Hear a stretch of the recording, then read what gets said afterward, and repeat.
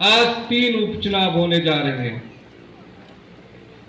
हमीरपुर की जनता को यह बताना है कि ये 3 उपचुनाव में हमीरपुर विधानसभा क्षेत्र का उपचुनाव क्यों होने जा रहा है, इसके पीछे का कारण क्या है। ये 70 साल जब से देश आजाद हुआ है, ऐसा पहला उदाहरण मिला जहां हो रहे हैं। अब मैं निवेदन करना चाहूंगा माननीय मुख्यमंत्री डॉक्टर सुखविंदर सिंह सुक्खू जी से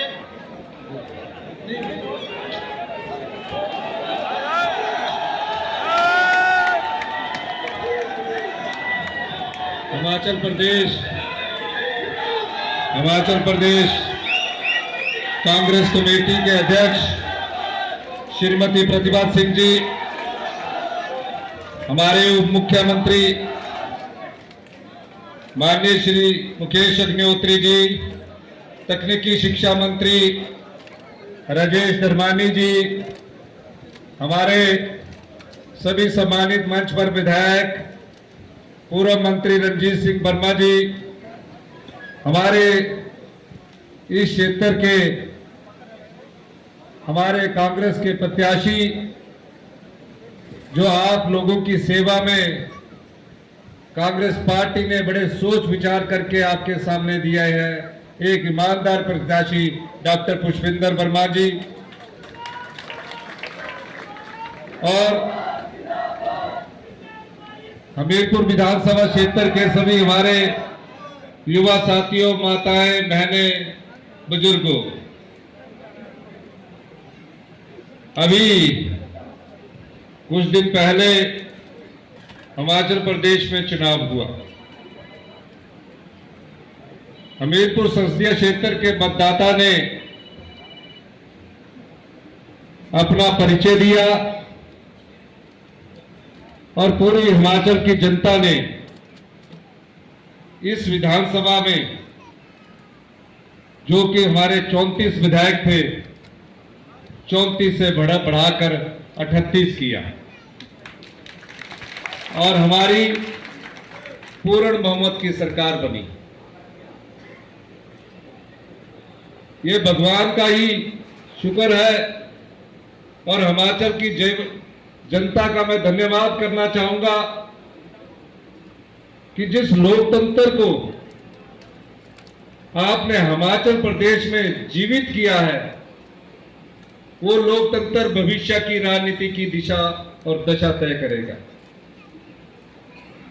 जो सरकार 11 दिसंबर 2023 को हिमाचल प्रदेश की आम जनता से आशीर्वाद से चुनकर आई, उसको गिराने का प्रयास ऑपरेशन लोटस के माध्यम से किया गया और जयराम ठाकुर जी ने कोई कमी नहीं छोड़ी कि किसी ना किसी प्रकार से यह सरकार गिरे।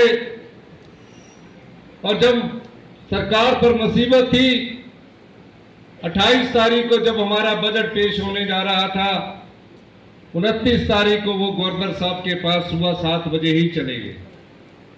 रात को उनको नींद नहीं आ रही हो गई, लेकिन हिमाचल के देवी देवता, हिमाचल की जनता और भगवान के आशीर्वाद से जो सुबह 29 तारीख को 7 बजे गवर्नर साहब के पास गए, 30 तारीख पहले के एक फैसले ने हिमाचल प्रदेश के आम लोगों की सरकार को बचाने में महत्वपूर्ण योगदान दिया।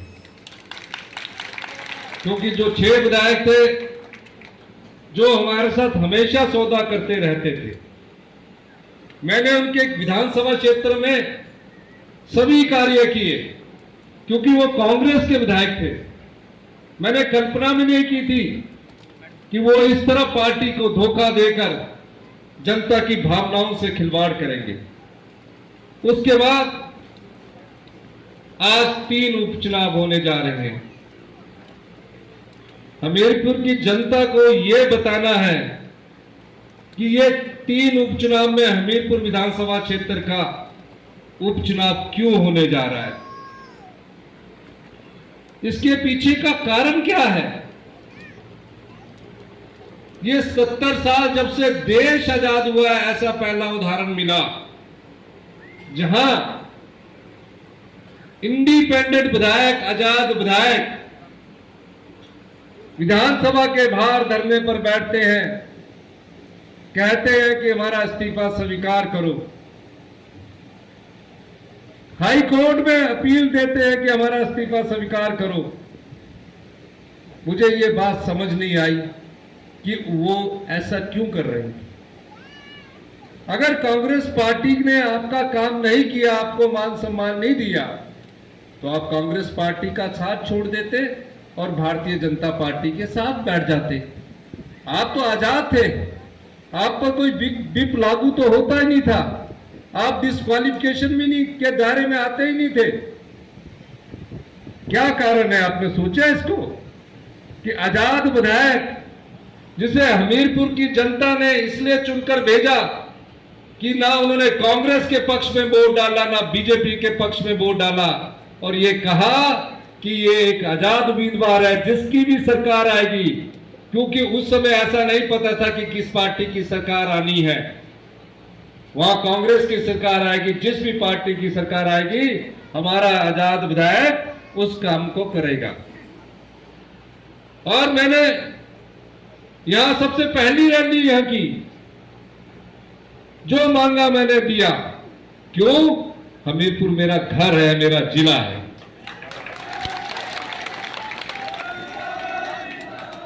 और फिर जुलाई से जनता का हित उसके सामने नहीं था, धन हित उसके सामने था। हमेशा आकर टेंडर्स की बात करते रहते थे और जो विधायकी था उसको रोक दबाकर अधिकारियों पर दबाव डाला जाता था। मैंने कभी बुरे मन से यह नहीं सोचा था कि मेरे जिले के 3 विधायक अपने जिला से ही बगावत कर देंगे।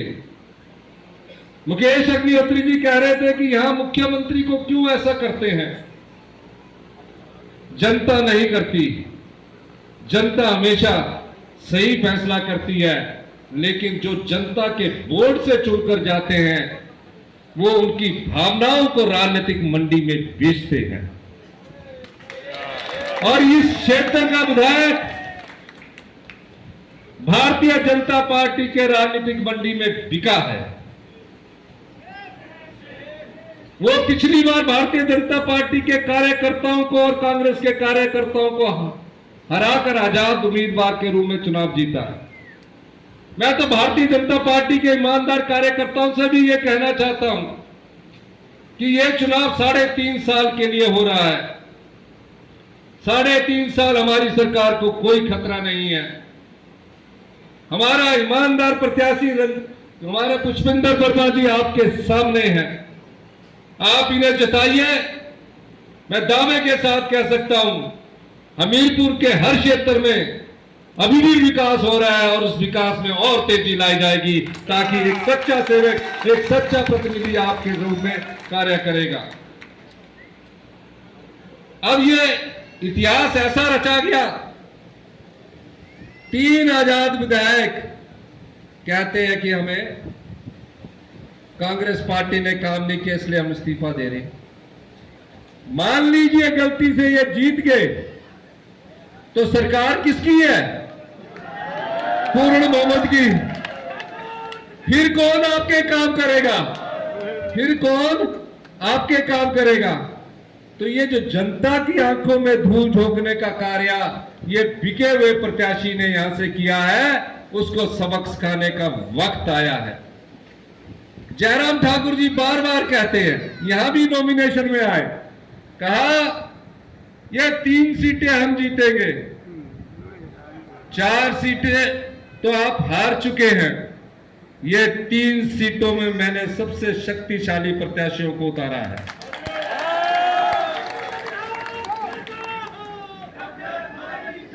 और एक बयान देते जो मैटर हमारा कोर्ट में है, मैं उनको बताना चाहता हूं, जयराम जी अगले 3.5 साल तक हम जनता की सेवा में काम करते रहेंगे और ये 3 चुनाव हम लड़ाई की तरह न लड़कर युद्ध की तरह लड़ेंगे। आज नामांकन का दिन है, आने वाले समय में हम इसे और गति प्रदान करेंगे। मैं एक और बात कहना चाहता हूं, जयराम ठाकुर जी भूल जाते हैं,